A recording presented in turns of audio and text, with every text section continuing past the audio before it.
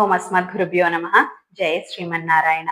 కలియుగంలో అచ్చా విగ్రహానికి సేవలు చేయటానికి సాక్షాత్తు ఆదిశేషుడే ఈ భూమి మీద రామానుజాచార్యులుగా అవతరించారు.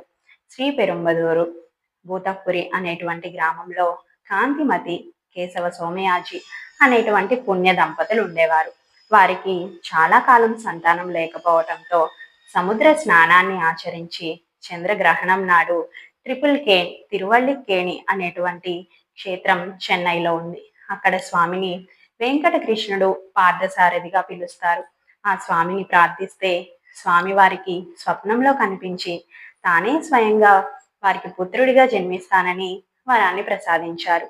ఇచ్చిన వరాన్ని అమలు చేస్తూ వైకుంఠంలోని స్వామి ఆదిశేషుడిని ఆజ్ఞాపిస్తూ భూమి మీద కలియుగంలో ఉన్నటువంటి మానవులందరినీ తరింపచేస్తూ వారందరినీ ధర్మ మార్గంలో నడిపించాలని పింగళ నామ సంవత్సరం వైశాఖ మాసం ఆర్ద్ర నక్షత్రం సూర్యుడు మేషరాశిలో ఉన్నప్పుడు పంచమి గురువారం రోజున కాంతిమతి కేశవ సోమయాజి దంపతులకు ఆదిశేషులు మగ శిశువుగా జన్మించారు.